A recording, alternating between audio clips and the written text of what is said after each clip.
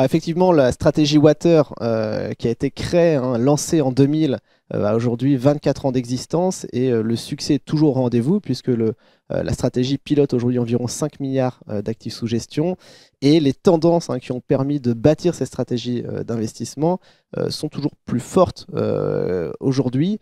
Je pense notamment à l'aspect démographique, hein. C'est vrai que la population mondiale ne cesse d'augmenter. Nous atteindrons les 10 milliards d'êtres humains sur Terre en 2050. Et parallèlement, la quantité d'eau, elle, disponible et à se partager n'évolue pas, hein. C'est globalement 0,25% de l'eau présente sur Terre. Donc ça crée une tension supplémentaire qu'il faudra gérer. À cela, il faut ajouter également l'aspect climatique, hein, puisque les catastrophes naturelles à répétition, le réchauffement climatique, hein, qui a un impact en termes de sécheresse, en termes d'inondation, et donc sur le cycle de l'eau, impactent directement la biodiversité. Et donc ce sont des sujets aussi qu'il faut appréhender et pour lesquels il faut adapter les réseaux de canalisation et les réseaux de distribution de l'eau. Autre tendance très forte, c'est celle de l'urbanisation.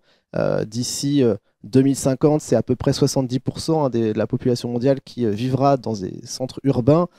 C'est une migration, hein, qui concerne à peu près 1,5 million de personnes chaque semaine, donc c'est assez important. Et nous savons que les canalisations des pays développés sont plutôt en mauvais état, plutôt vieillissantes aujourd'hui, hein. En France, typiquement, c'est à peu près 20% de l'eau qui est traitée, qui est perdue dans les fuites en raison de la vétusté des réseaux de canalisation. En Italie, c'est 40%. Donc c'est assez important. Il faudra investir massivement pour remplacer ces canalisations-là. Et puis dans les pays en voie de développement, je pense notamment à l'Inde, le Pakistan, qui sont en première ligne face aux épisodes de sécheresse. Là, il faudra investir massivement pour équiper ces pays-là qui ont un taux de recyclage des eaux usées qui est particulièrement faible. Je crois que c'est aux alentours de 30% en Inde. Donc nécessairement, il faudra investir massivement. Et ce qui est peut-être important aussi, c'est que de plus en plus, les entreprises privées prennent le relais du public parce qu'elles sont plus réactives et surtout parce qu'elles ont la capacité d'investir via des capitaux privés alors que les budgets des États sont parfois un petit peu limités.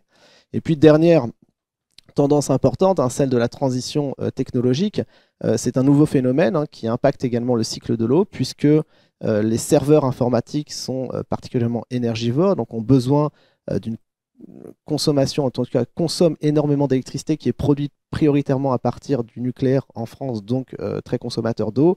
Et puis, il nécessite également une quantité d'eau importante pour refroidir ces mêmes serveurs.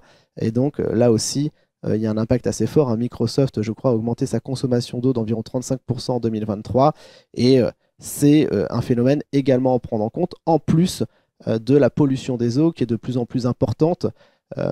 Via les microplastiques, via les perturbateurs endocriniens, via la pollution chimique, hein. Les pesticides ont été multipliés par 3 depuis 1993. Donc là aussi, il faudra trouver des solutions pour adapter les systèmes de filtration et pour mieux retenir ces polluants chimiques et ne pas les réintroduire sur le marché de l'eau traitée. Alors la stratégie Water est toujours composée, hein, de 3 grands segments d'activité, à commencer par les infrastructures. L'idée là, c'est de favoriser l'accès à l'eau, d'améliorer également la distribution de l'eau partout dans le monde. Donc nous travaillons avec des entreprises type American Water Works, type Veolia, Sabesp en Amérique latine. Et c'est un segment qui a plutôt été réduit en portefeuille, ça représente aujourd'hui 15% du portefeuille environ, car assez sensible à l'environnement de taux. Donc nous avons plutôt sous-pondéré ce segment-là du portefeuille au cours des 18 derniers mois.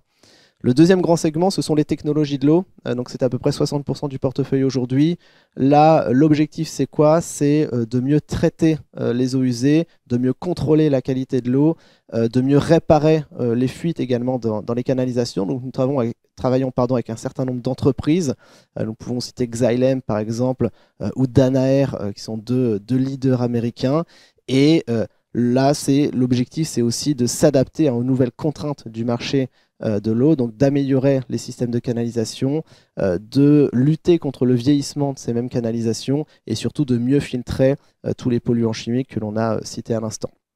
Et puis le troisième grand segment du portefeuille, ce sont les services environnementaux, donc le traitement des déchets. Pourquoi? Parce que la première pollution de l'eau, c'est la pollution des sols, hein. Il y a environ 10 à 12 millions de tonnes de plastique qui sont déversées dans les océans chaque année. Et l'origine de ces plastiques-là provient surtout d'un mauvais aiguillage dans le parcours de recyclage, hein, dans le parcours de gestion des déchets. Et donc, mieux gérer ces déchets plastiques permet de réduire la quantité qui est déversée dans les océans. Et c'est vrai que ça a un impact plutôt positif sur le portefeuille. Et puis, c'est une stratégie que nous avons plutôt surpondérée au cours des 18 derniers mois parce que nous avons une forte lisibilité sur les cash flows. C'est une activité qui est assez peu sensible au contexte inflationniste parce qu'il y a cette capacité de rehausser les prix. Et globalement, c'est aussi un segment qui souffre assez peu d'un ralentissement économique car rares sont les municipalités qui, en phase de baisse de la croissance, vont supprimer la collecte des déchets ou le ramassage des poubelles. Donc nous sommes sur un segment d'activité qui est plus défensif, qui est plus stable dans le temps et qui a mieux profité en matière de performance au cours des derniers mois et notamment 2023.